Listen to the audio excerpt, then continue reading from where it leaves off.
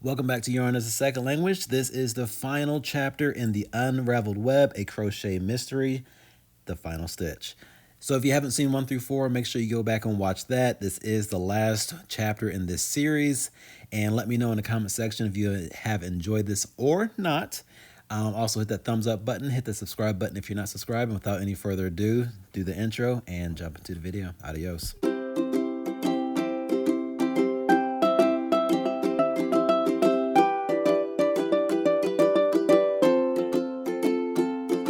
The Unraveled Web, a crochet mystery. Final chapter. The final stitch. Eliza stared at the note, her heart sinking deeper with every second that passed. The web is everywhere. Trust no one. The weight of it all hit her like a freight train.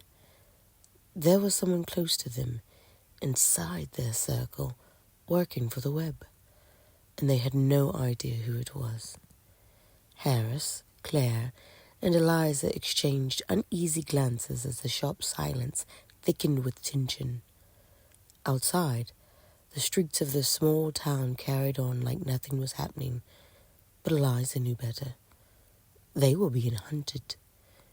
"We need to go," Harris said, his voice low and urgent. "We've run out of time." Before anyone could respond, the door to the cozy skein swung open with a loud creak. A tall, slender man stood in the doorway, dressed in a dark suit that contrasted with the vibrant colors of the yarn lining the walls. His face was unfamiliar, but there was an unsettling confidence in his eyes.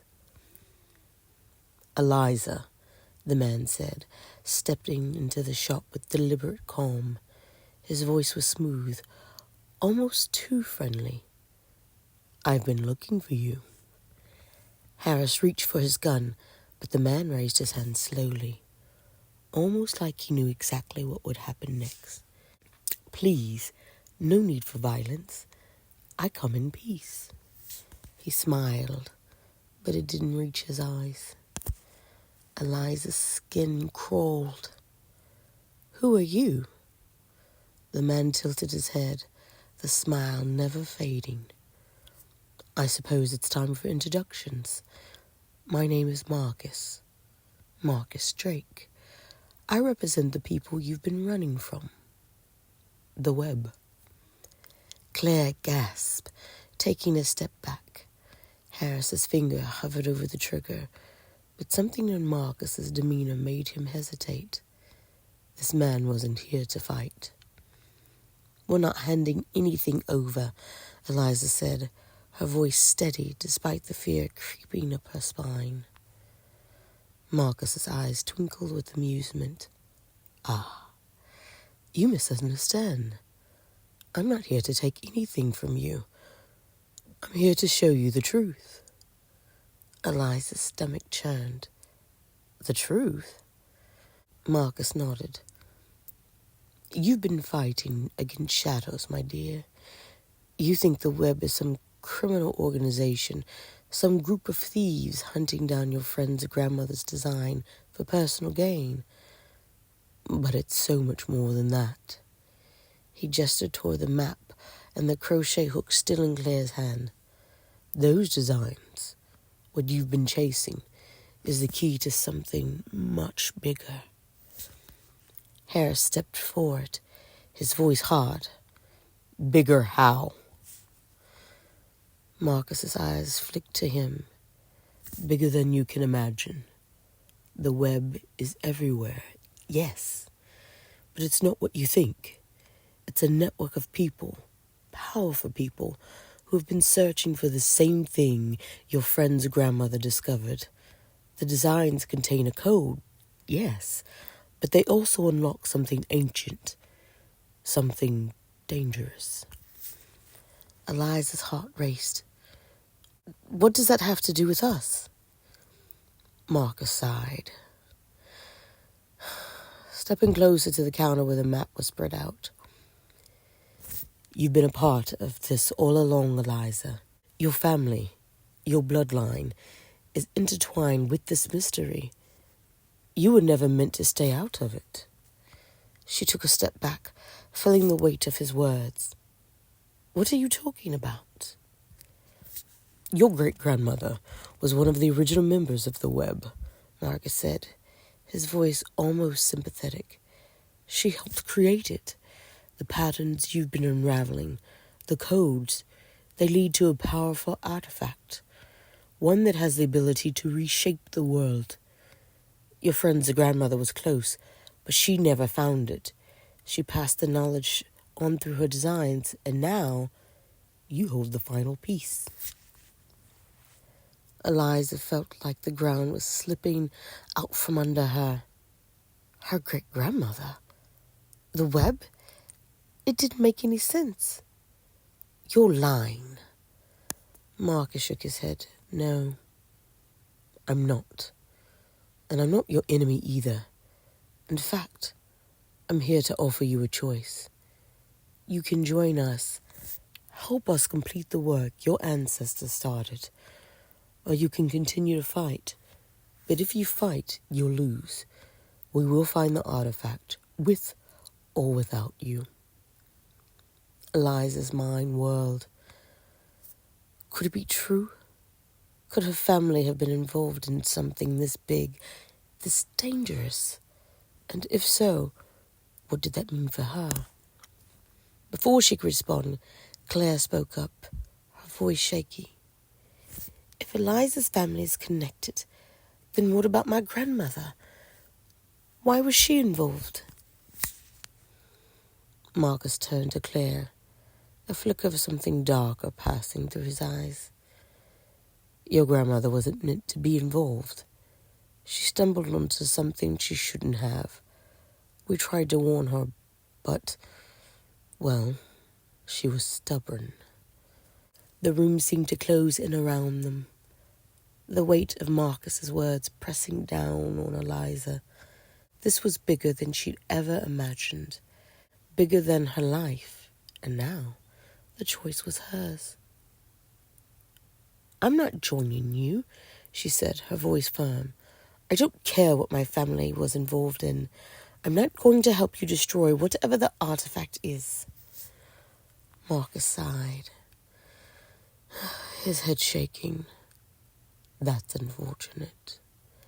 In a flash, the door behind him swung open and two more figures in black stepped into the shop. Harris raised his gun, but before he could fire, a shot rang out. The bullet didn't come from his gun. It came from behind him. Eliza spun around, her heart stopping as she saw the source of it. Claire. She stood there, gun in hand, her face pale but determined.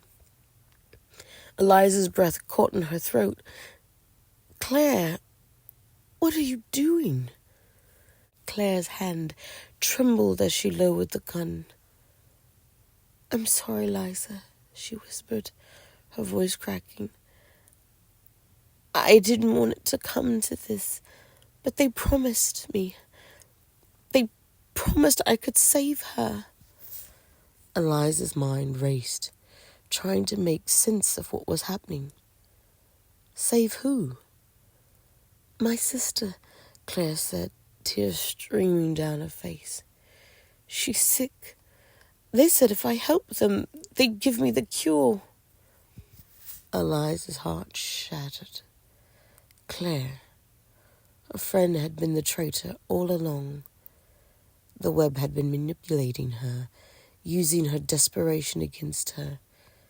And now they were all trapped. Marcus stepped forward, smiling. Thank you, Claire. You've done well. Harris, still holding his side where the bullet had grazed him, struggled to his feet. We can still stop this, he growled. It's not over yet. But Marcus only chuckled. Oh, it's over. You've lost. Just as Marcus reached for the crochet hook in Claire's hand, a loud crash came from the back of the shop. The back door burst open, and a figure Eliza hadn't seen in years stepped through. It was Debbie Barker, Eliza's boss. "Sorry I'm late," Debbie said, her voice dripping with sarcasm. "Traffic was a nightmare." Eliza blinked in shock. "Debbie? What? How?" But Debbie wasn't there to chat. With a swift motion, she pulled out a sleek, high-tech device, pressing a button that emitted a high-pitched sound. Marcus's men clutched their heads, falling to the ground in agony. Debbie turned to Eliza, a wry smile on her face. "Looks like I got here just in time." Eliza was speechless. Debbie Parker, the boss she'd known for years, was part of this, and on the other side. "Who are you?" Eliza finally asked, her voice barely a whisper. Debbie winked. "Let's just say I've been keeping an eye on you for a long time, kid. And trust me, this isn't over." With that, she turned, grabbing the crochet hook from Claire's shaking hand. "Time to end this." In the aftermath, Eliza stood in the wreckage of the cozy scheme, trying to make sense of everything that had happened. Debbie had taken Marcus and his men into custody, revealing herself as part of a secret government agency dedicated to keeping powerful artifacts out of the wrong hands. Claire, broken and betrayed, had been taken into custody as well, her plea for her sister's life echoing in Eliza's ears. And Eliza? She was left standing in the midst of it all, the key to an ancient mystery in her hands. The web had been defeated, for now, but as Eliza looked down at the crochet hook in her palm, she couldn't shake the feeling that this was just the beginning, because as long as there were secrets to unravel, the threads of this mystery would never truly be cut. The final stitch had been made, but the tapestry of her life was far from complete. The end. So is this the end? Maybe. Maybe not. Make sure you're subscribed to find out. All right. Appreciate you guys watching, and I'll see you at the next video. Adios.